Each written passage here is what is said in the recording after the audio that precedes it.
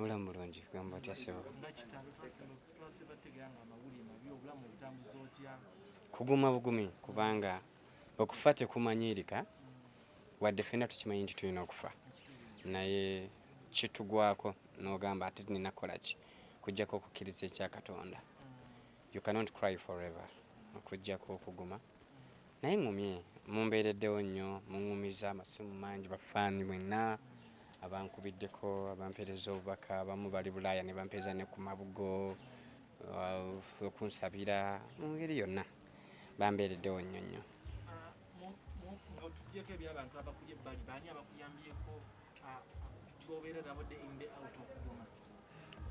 Kusookera ddala Tata Sam Comedy House bonna abaana b'enkulembera my sweetheart ne mukyala wange muganda we n'abaana bange Samu wuuyo abantu abasinga ng'oggyeko kati abalala abamu abandaba obulabi abamu mwe babalabana mu mawulire but you're my close friends go mbadde onkubira ng'ogumye oli otya kati oli otya so mumbeereddewo buli wofunawo omuntu olumu okuba n'akusaasira ne mudda mu mboozi ate n'akusesaamu bituyambako okwerabira.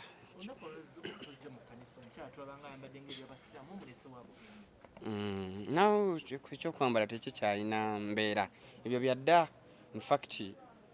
oba ojjukira bye twatandikira okusaba edda ng'omuntu okubeera mu trouser empale kive nnyo but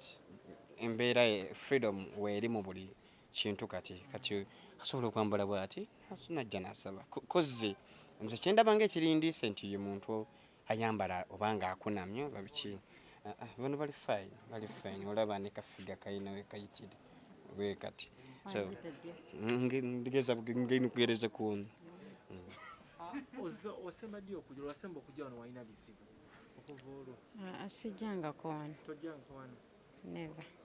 owulidde otya ng'ozzeeko wano ogusoose kale mpulidde bulungi nnyo nga okiwulira ya I feel relieved ninga mpewuse mu bintu ebimu biki ebibadde bikuzitowere bingi keezi mubimanyi setagana byogerako mukama kikyakoledde okulaba nti no owesitulewo ne mu lockdown noga kanzija wa pastor Bugenda anze okusaba mbadde nga nsaba every Sunday ngenda ku church naye leero njagadde kusabirako wa papa my spirit yange yangambye nsabire wano leero so I had to come ndi wa Katonda I believe in God. bali kubeera mu Tata Sam agambye gwe ne mujjawo mwaba mukuba mugumiza muganda we ye bali kusiima omuntu atasiima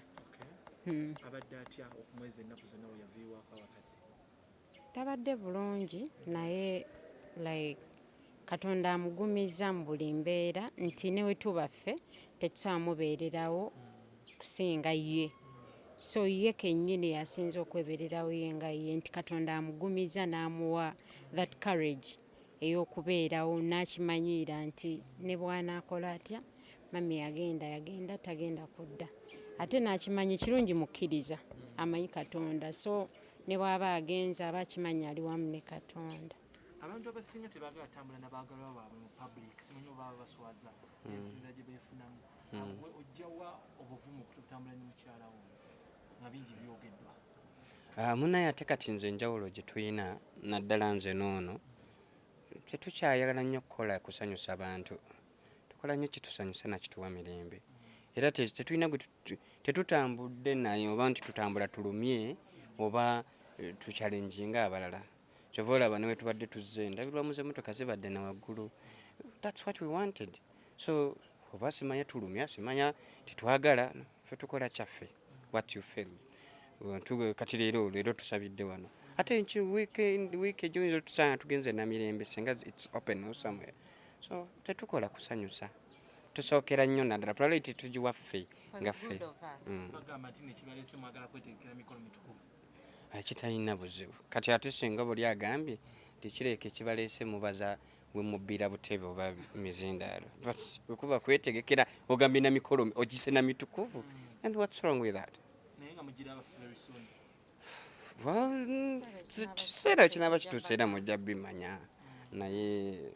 si ensonga enkulu ennyo nti bannange tufudde kuba kati n'omukolo omuntu alina omukolo essaawa yaleo bagamba abantu bemeka mu katusokufa ono bannamawulire tulinawo abiri kitegeeza abazadde tebajje naye nga gwe omukolo ogwagala okwoya ebya freelance freelance byebiki kyeŋŋamba nga talina specific media house gya reportingira siye freelance anti okukoonako obukonyi naye nga faida load ekikulu mukwano kuba tulabye bangi era abeekuba embaga bambaziddwa empeta ne baawukana so it's all about the love you have between you both of you naye mubanga mwekubye embaga musobola okwawukana ewaba tewali mukwano and one thing ze kyenebaza katonda we have that love in between us it can keep us moving mugambe obugambo bwa laavu bwa katonda osanga lwanu tunakitegeera nga tuli ku kkanisa nze ndi wuwe mukama akimanyi ye yamumpa era ajja tukuuma ffenna may the bondage of God and the spirit of the Lord be in between us to strengthen what we have forever. mukama ababeere No, papa aŋŋambye bw'obanga ojja mu church ng'ozze kusaba ng'ozze kuwaayo omwoyo gwo make sure your spirit is clean. That's the first thing ky'olina okukola ng'oyingira mu church. In fact nga tonayingira ng'okyalina mu compound ya kanisa olina okusooka okusimulula omwoyo gwo nti bw'oyingira mu kanisa eyo nga oyina obukuku oyina obusungu ku bantu abamu I'm telling you ne byosabye tebijja kukola naye buli lw'oyimirira ne weewaayo n'okikkiriza nti nina kukola kino ne woba nga wanyiiga otya sometimes olina okusonyiwa omuntu naawe osobola okusimululwa kati tuwe statement nezitabuza mwetonda mu kanisa nze kutukuza mwoyo gwange like I came to purify my soul and make it clean so mu kutemaatema nyinza okugamba like nze gwe nasobya oba gwe nanyiiza aninako akakuku like ng'eyali omwami wange Sipapa ng'ayina obusungu gyendi mwetondera mu maaso g'ekkanisa era mwetondera mu maaso gammwe bannamawulire nti ansonyiwa era nange ku mutima gwange namusonyiwa sikyamuyinako buzibu I respect him I love him as a person I love him as a friend sikyamuyinako yadde obuzibu n'obwo bye navaamu papa ebyo byaliwo byaggwa tewali kye mutamanyi wagitegeddeko nga muveera I don't think she came here to do an apology. Naye we mubeera nga muli bakkiriza mumanyi kye bayita okusaba.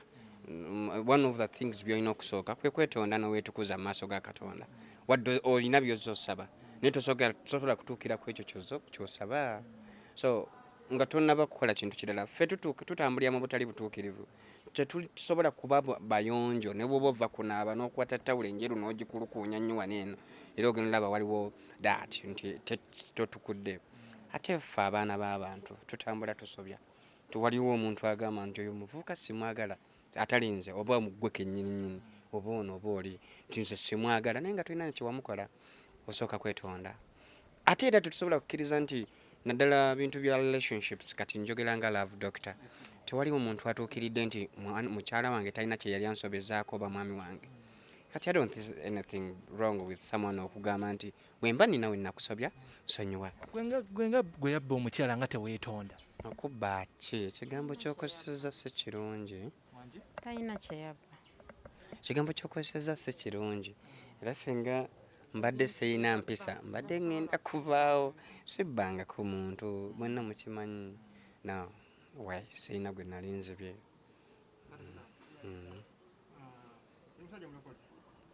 ndi mukkiriza siri mulokole